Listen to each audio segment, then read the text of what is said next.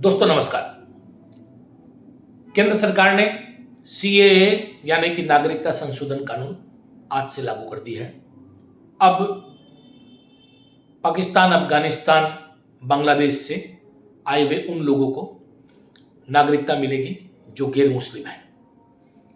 केंद्र सरकार ने सिटीजनशिप अमेंडमेंट एक्ट का नोटिफिकेशन जारी किया। इसके साथ ही यह कानून जो है वो देश भर में लागू हो गया। सीएए को हिंदी में नागरिकता संशोधन कानून कहा जाता है। इससे पाकिस्तान, बांग्लादेश, अफगानिस्तान से आए गैर मुस्लिम शरणार्थियों को नागरिकता मिलेगी। नागरिकता संशोधन की जो 3 बड़ी बातें हैं वो ये है कि 31 दिसंबर 2014 से पहले पाकिस्तान, अफगानिस्तान और बांग्लादेश से आए हिंदू, सिख, बौद्ध, जैन, पारसी और ईसाई समुदाय के लोगों को नागरिकता दी जाएगी। भारतीय नागरिकों पर इसका क्या असर होगा? सरकार का कहना है कि भारतीय नागरिकों का सीएए से कोई सरोकार नहीं है। संविधान के तहत भारतीय नागरिकों को नागरिकता का अधिकार है, उनसे ये अधिकार कोई नहीं छीन सकता। जबकि पूर्वोत्तर में इसका जो विरोध है वो विरोध इस बात को लेकर है कि असम में या पूर्वोत्तर में बाहर से आए लोगों की संख्या बढ़ेगी, जिससे यहाँ के स्थानीय लोग जो है वो पहले से ही जनसंख्या के परिणाम स्वरूप माइनॉरिटी होते जा रहे हैं, अल्पसंख्यक होते जा रहे हैं, तो वो और अधिक अल्पसंख्यक होंगे। उनके राजनीतिक अधिकार इससे जो है वो प्रभावित होंगे। उनकी भूमिका अधिकार जो है वो प्रभावित होगा। इसको लेकर यहाँ पर सीएए का विरोध जो है वो मुखर है। सीएए को लेकर कैसे आवेदन करें? इसका ऑनलाइन आवेदन करना होगा। आवेदक को बताना होगा कि वे भारत कब आए। पासपोर्ट या अन्य दस्तावेज न होने पर भी सीएए के तहत आवेदन किया जा सकेगा। भारत में उनके रहने की अवधि 5 साल होनी पड़ेगी। बाकी विदेशियों को, खासकर मुस्लिम समुदाय के लोगों को 11 साल भारत में रहने का प्रमाण देना पड़ेगा। यह एक महत्वपूर्ण बात है कि इसमें मुस्लिमों को भी अप्लाई करने का प्रावधान है। केवल उनके लिए 11 वर्ष की अवधि होगी, जबकि अन्य समुदाय के लिए 5 वर्ष की अवधि भारत में रहने की होगी। साथ ही ये जो कानून है, इस कानून को और अधिक अच्छे से समझने के लिए आवश्यकता है भारतीय नागरिकता कानून 1955 में बदलाव के लिए 2016 में नागरिकता संशोधन विधेयक 2016 सीए भी संसद में पेश किया गया था।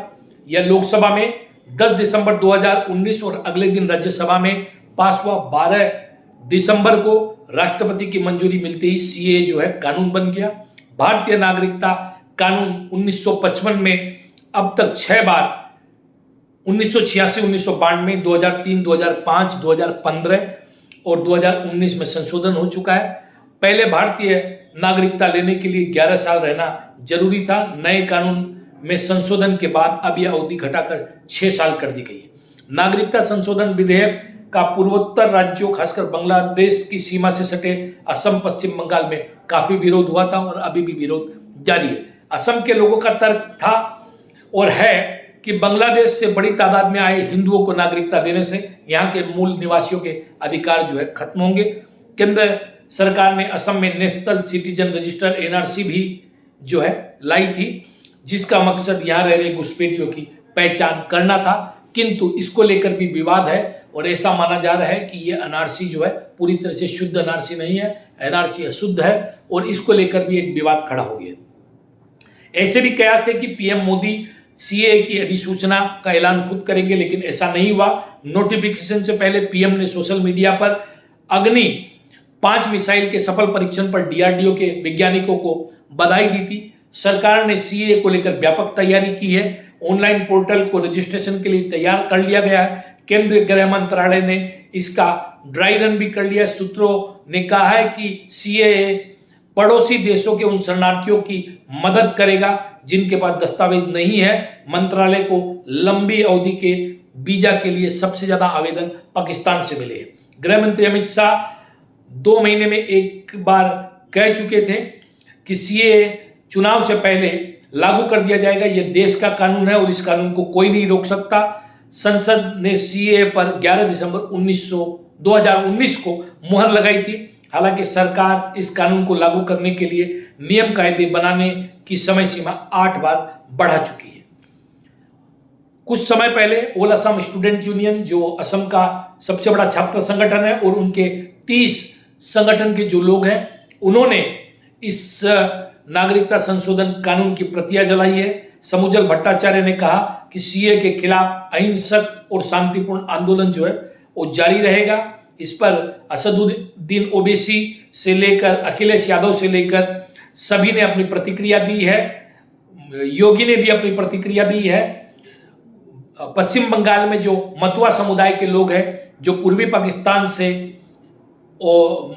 भारत में आए थे और बंगाल में रहने लगे हैं, उन्होंने जो है इसका स्वागत किया है। 30 लाख से ज्यादा आबादी है इनकी भारत में, 24 परगना, दक्षिण 24 परगना जिले में और इसके आसपास की 30 विधानसभाओं पर इनका असर है। अखिलेश यादव ने कहा है कि ये जो खेल है ये भाजपा का खेल है और इसे जनता समझ चुकी है। भाजपा ने कहा कि हमने जो कहा वो किया। विपक्ष ने कहा आखिरी खेल है और चलने दे। जयराम रमेश ने प्रधानमंत्री के सफेद झूठ की एक और झलक इसे आख्या दी है। गृह मंत्रालय ने भी इस पर ट्वीट करके जानकारी दी। अर्जुन मुंडा ने कहा कि देश हित में जो है वो किया जाना चाहिए। वहीं ममता बनर्जी जो अब प्रधानमंत्री से मिलने के बाद सॉफ्ट नजर आ रही है, जिन्होंने अपना इंडी अलायंस के साथ अलायंस तोड़ दिया और बंगाल की सभी 42 सीटों पर अपने उम्मीदवार घोषित कर दिए। यहां तक कि लोकसभा में मुख्य विपक्षी नेता की भूमिका निभा रहे अधीर रंजन चौधरी के खिलाफ यूसुफ पठान को भी खड़ा कर दिया। उन्होंने कहा कि रूल्स देखने के बाद वो इस पर निर्णय लेगी। अगर कोई गलत बात होती है तो वो इसके खिलाफत करेंगी। तो ये बड़ी बातें इसको लेकर है। असम की राजनीति निश्चित रूप से गरमाएगी, खासकर ऊपरी असम में इसका व्यापक प्रभाव देखने को मिल सकता है। ऐसे में ऊपरी असम की जो सीटें हैं, खासकर लखीमपुर की सीट जहां से प्रधान बरुआ 2 बार सांसद हैं, इस बार पूर्व मुख्यमंत्री और केंद्रीय मंत्री सर्बानंद सोनोवाल, जिनकी अगुवाई में IMDT एक्ट जो है सुप्रीम कोर्ट में उसके खिलाफ केस लड़ा गया था और वो केस जीता गया था, वो सर्बानंद सोनोवाल जिन्हें जातीय नायक की संज्ञा दी गई थी, वो डिब्रूगढ़ से लड़ रहे हैं। तो उनका क्या होगा? उनकी सीट फंसेगी या उनके खिलाफ सीए का विरोध कर जो असम जातीय परिषद का गठन हुआ था उसके अध्यक्ष लुरिनज्योति गोगोई इंडी अलायंस के साझा उम्मीदवार के रूप में लड़ रहे हैं, उनको सफलता मिलेगी ये देखने की बात होगी। इसी प्रकार जोरहाट की सीट जो अहोम डोमिनेटेड सीट मानी जाती है, उस पर क्या होगा? तपन गोगोई का भविष्य क्या होगा?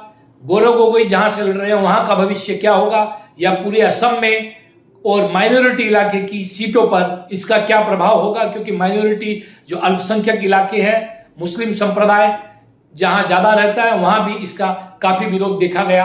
तो ऐसे में क्या कांग्रेस और विपक्ष को इसका फायदा मिलेगा? यह तो आने वाला समय ही बताएगा। देखते रहिए नॉर्थ ईस्ट तक। सब्सक्राइब करना न भूले। सीए और अन्य मुद्दों को लेकर जो भी डेवलपमेंट होगा, जो भी गतिविधियां होगी, उनको लेकर आपके पास आते रहेंगे और आपको बताते रहेंगे। नमस्कार, वंदे मातरम, भारत माता की जय, जय आयोग हो।